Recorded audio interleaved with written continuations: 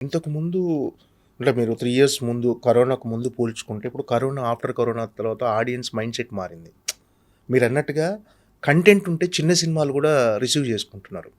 So, ఈ trend అనే దానికి మెయిన్ రీజన్ దేనికనుకుంటున్నారు? అంటే ఇంతకుముందు పెద్ద హీరోలు ఒక కమర్షియల్ వాల్యూస్ ఉన్న సినిమాలే చూసేవాళ్ళు. ఇప్పుడు మాత్రం ఒక రూటెడ్ స్టోరీస్‌ని బాగా ఇష్టపడుతున్నారు.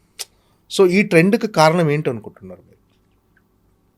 జనాలు ఎక్కువ ఓటీటీకి అలవాటు పడడం, మలయాళం సినిమాలు చూడడం, డిఫరెంట్ ఫిల్మ్స్ చూడడం అన్నీ చాలా ఈజీ అయిపోయింది కదా!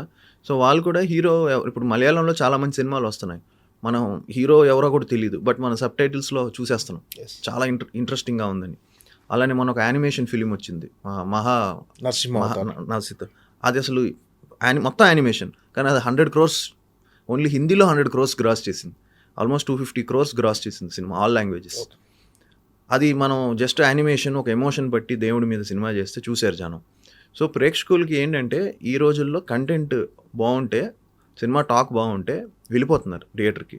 కానీ దానికి కరెక్ట్‌గా బిఫోర్ రిలీజ్ బజ్ క్రియేట్ అవ్వాలి. బజ్ క్రియేట్ అవ్వకపోతే కష్టం మళ్ళీ. సో, నేను అనుకోవడం ఏంటంటే ఇప్పుడు అలా జనాలు ఏంటంటే హీరో అవి ఏం చూడట్లేదు. ఆబ్వియస్లీ పెద్ద సినిమాలు వాళ్ళ ఫ్యాన్స్ వాళ్ళు ఫస్ట్ డే వచ్చేస్తారు కాబట్టి వాళ్ళకి ప్రాబ్లం లేదు. వాళ్ళకి జస్ట్ సినిమా బాగా తీసుకుంటే చాలు. బట్ చిన్న సినిమాలకి ఏంటంటే సినిమాకి అటెన్షన్ రావాలి. ఈ సినిమా ఏదో కొట్టబోతుంది అనే ఒక అటెన్షన్ మనకు ముందే గ్రహిస్తున్నారు జనాలు. ఓకే, ఈ సినిమా ఏదో వస్తుంది, ఈ సినిమాలో ఏదో ఉంది, ఈ సినిమా మనం చూద్దాం, టాక్ తెలుసుకొని సినిమా బాగుందంటే వెళ్ళిపోతున్నారు. సో, ఇప్పుడు ప్రేక్షకులు చాలా ఇంటెలిజెంట్ అయిపోయారు.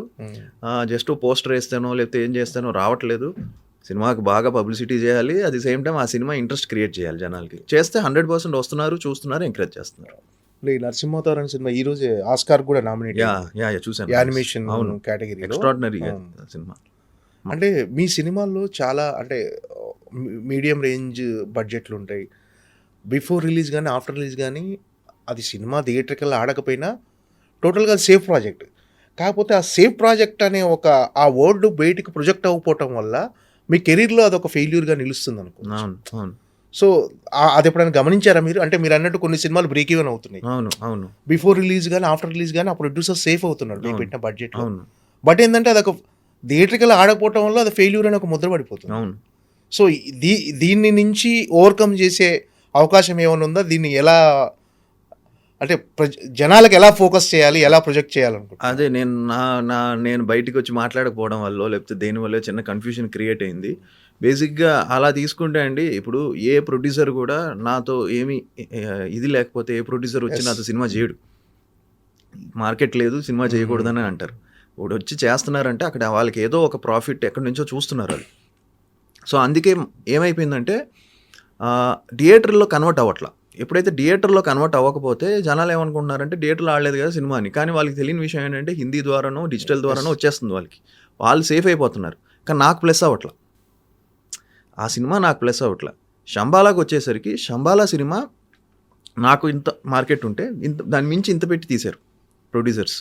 సో, దానివల్ల శంబాలా కొంచెం ఆ ట్రైలర్కి కానీ ఆ సినిమా దీనికి కానీ ఒక బజ్ క్రియేట్ అయింది. మంచి ఒక పాజిటివ్ సినిమా. ఒక ట్రైలర్ చూస్తే కూడా ఒక చిన్న గ్రాండియర్ కనబడుతుంది మీకు. సో, ఈ సినిమా ఏంటంటే నాకుండే మార్కెట్ని మించి ప్రొడ్యూసర్స్ డేర్ చేశారు కాబట్టి ప్యాషనేట్తో తీసాం సినిమాని. ఎక్కడ కాంప్రమైజ్ అవ్వలేదు. సినిమా మొత్తం మేము ఆర్ఎఫ్సీలో షూట్ చేసాం. కంప్లీట్ ఆ శంబాలా విలేజ్ అదంతా క్రియేట్ చేసాం మేము. ఆర్ఎఫ్సీ, అమలాపురం, ఒరిజినల్ చాలా కొన్ని లొకేషన్స్కి వెళ్ళాం. అంతా కాంప్రమైజ్ అవ్వకుండా చేసాం. మేకింగ్ విషయంలో అసలు కాంప్రమైజ్ అవ్వలేదు. దానివల్ల శంబాలా మేడ్ సమ్ నాయిస్. మిగతా సినిమాలు ఏమయ్యంటే ఆదికి ఇంత మార్కెట్ ఉంది, ఇంట్లోనే చేద్దాం అని చెప్పి చేసేసి మనం ఎంతో మిగులుతుంది అది మిగిలేసుకుందాం అని చెప్పేసి చేసేయడం వల్ల ఆ సినిమాకి ఎంత కావాలో అది ఖర్చు పెట్టకుండా లేదా సినిమా దానికంటే బిగ్గర్గా అవ్వాలి. సో, దానివల్ల కొన్ని ఇదైంది. But maximum 70-80% of my producers నాతో సినిమా చేసిన వాళ్ళు 70-80% సేఫ్ అయ్యారు. లాస్ అయినా కూడా బేర్ మినిమం లాసెస్తో బయటకు వెళ్ళారు తప్ప నా వల్ల 50 కోట్లు 60 కోట్లు పోయింది లేదు. ఎందుకంటే నా బడ్జెట్స్ వెరీ వెరీ మినిమంలో చేసిన బడ్జెట్సే. సో, కొన్ని సినిమాలు పోతే 50 కోట్లు 60 కోట్లు 40 కోట్లు మనం చూస్తూ ఉంటాం. చాలా పెద్ద పెద్ద సినిమాలు చాలా పోతుంటాయి ప్రొడ్యూసర్స్కి బయ్యర్స్కి కానీ. సో, నా సినిమాలు చూస్తే మీరు అలా తీసుకుంటే అన్ని సినిమాలు కలుపుకున్నా కూడా అంత బడ్జెట్ అవ్వాలి. అంటే ఇందాక మీరు మాట్లాడినట్టుగా అంటే నాకు ఎప్పుడు పెద్ద డైరెక్టర్లతో సినిమాలు పడలేదు, కొత్త న్యూ కమర్స్తోనే నేను సినిమాలు చేశాను. అంటే మీకు అదేమన్నా అది పెద్ద డైరెక్టర్లతో సినిమాలు పడకపోవటం వల్ల నాకు అనుకున్నంత గుర్తింపు రాలేదు. అలాంటిది ఏమన్నా మనసులో ఉందండి మీకు? లేదండి. అలా అని కాదు. నేను అలా చెప్పట్లా.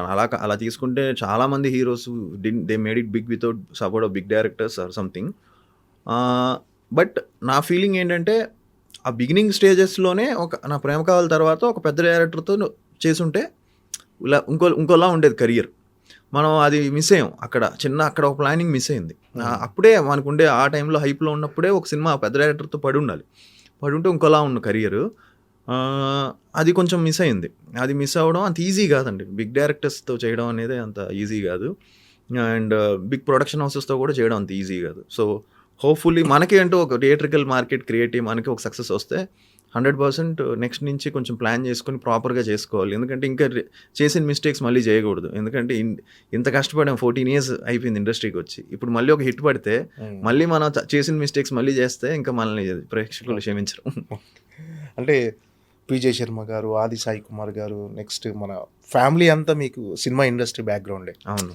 అంటే నిజంగా ఒక పెద్ద డైరెక్టర్‌తో సినిమా చేయాలనే ఆలోచన ఉన్నప్పుడు డ్యాడీ దగ్గర ఎప్పుడైనా ఎక్స్‌ప్రెస్ చేశారా? ఒక పెద్ద డైరెక్టర్‌తో వెళ్దాం. లేదు, డ్యాడీ కూడా పాపం బాగా ట్రై చేసాం. మేము ట్రై చేసాం. బట్ వాళ్ళ కమిట్మెంట్స్, వాళ్ళ బిజీలు, వాళ్ళ బడ్జెట్స్ ఇవన్నీ చాలా డిఫరెంట్‌గా ఉంటాయి కదండీ. సో, వాళ్ళంతా దే వాంటెడ్ ఎక్కువ బడ్జెట్ పెట్టి తీయాలి, ఎక్కువ ఇలాగ వెళ్ళాలి, అలాగ వెళ్ళాలి అని. బట్ ఇప్పుడు అలా లేదండి. ఇప్పుడు ఏంటంటే ఈవెన్ పెద్ద సినిమా డైరెక్టర్స్ కూడా acid test every film. Yes. వాళ్ళు కూడా ప్రతి సినిమా ఫస్ట్ సినిమాలా చేయాల్సిందే. ప్రతి యాక్టరు ప్రతి ఫిలింకి యాసిడ్ టెస్టే. ఇప్పుడు అలా లేదు. ఇప్పుడు జనాలు పెద్ద సినిమా అయినా కంటెంట్ లేకపోతే చూడట్లేదు. ఓపెనింగ్స్ వస్తున్నాయి, 2 days చూస్తున్నారు, తర్వాత 3rd day నుంచి డ్రాప్ అయిపోతుంది. సో ఇప్పుడు నౌ ఇట్స్ వెరీ ఇంట్రెస్టింగ్. ఇది ఇంట్రెస్టింగ్ దీంట్లో ఉంది తెలుగు ఇండస్ట్రీ. అంటే ఎంత ఫ్యామిలీ బ్యాక్‌గ్రౌండ్ ఉన్నా, ఏమున్నా ప్రతి సినిమాకు ప్రూవ్ చేసుకోవాల్సిందే అవును. ఇక్కడ ఇండస్ట్రీలో. అవును.